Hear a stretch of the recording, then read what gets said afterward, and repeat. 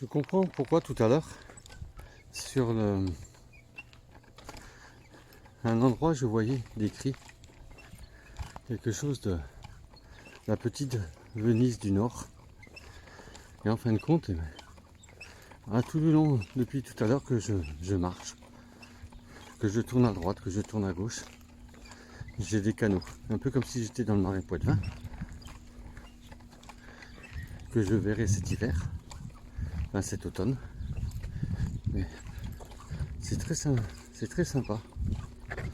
Ça donne une certaine ambiance posée. Et ou de l'autre côté, bien entendu, s'il y a des canaux, il y a beaucoup de cultures maraîchères. Comme vous pouvez le voir, donc ça a changé complètement. Je ne suis plus dans la culture de pommes de terre ou de haricots, mais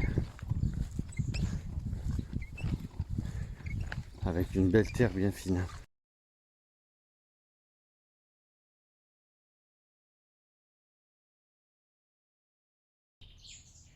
Il se dégage une certaine douceur de vivre. C'est impressionnant, cette sensation de plénitude, de calme, de sérénité.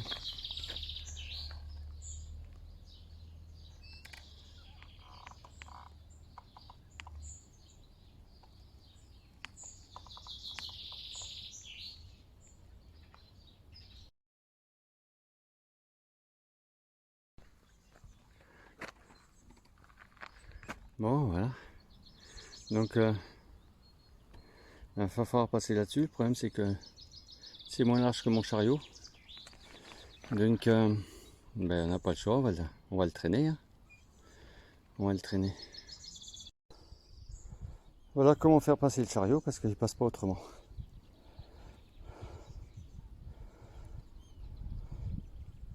J'ai déjà eu des passages compliqués, mais celui-là... Donc je suis arrivé à le passer, mais une chance qu'il n'y avait pas ce panneau de l'autre côté. Parce que voilà ce que je viens de voir à l'arrivée. Danger, passerelle vétuste, l'emprunter avec prudence. J'aurais eu l'air malin si j'étais tombé dans le canal. Voilà, et je recontinue là-bas, donc le long de ce petit sentier.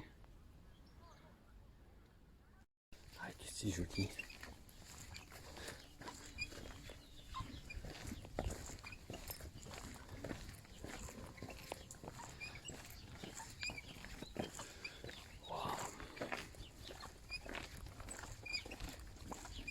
Je peux pas vous transmettre les parfums, les essences, mais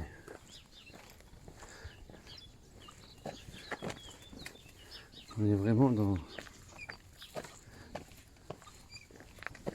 un havre de paix. On sent une sérénité qui se dégage de ce lieu. C'est apaisant, c'est impressionnant.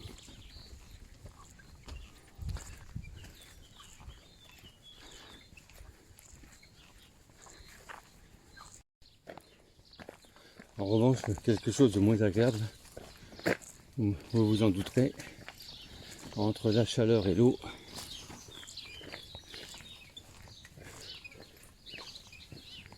nos amis les moustiques sont bel et bien présents.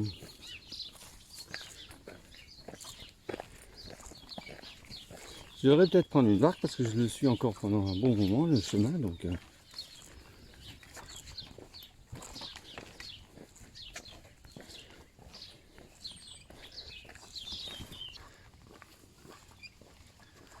Attention, vous allez assister au jet du canard à l'eau.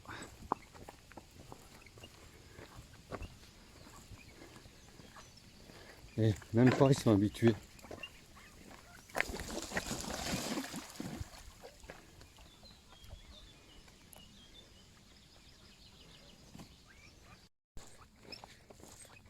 Oui, j'ai pas fait attention, mais ça doit faire 3-4 km que j'ai quitté donc le département du Pas-de-Calais.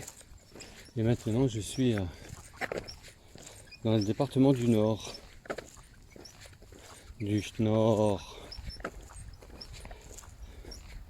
Voilà, je suis à Buich Bichker, je sais pas comment on dit. Tiens, un groupe de randonneurs devant moi. Donc on va essayer de faire comme en vélo. Quand on est tout seul en vélo et qu'il y a un groupe de cyclistes, qu'est-ce qu'on fait?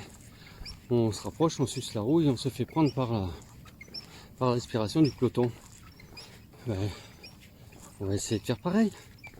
On va essayer de remonter tout doucement et se faire prendre. Alors je sais pas si l'aspiration sera grande, mais bon.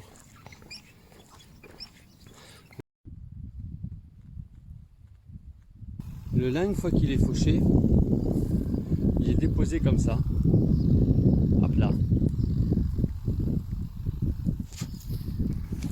Et il le laisse comme ça jusqu'à la pluie, ce qui pleuve dessus, de façon à ce que la pluie ramollisse la fibre.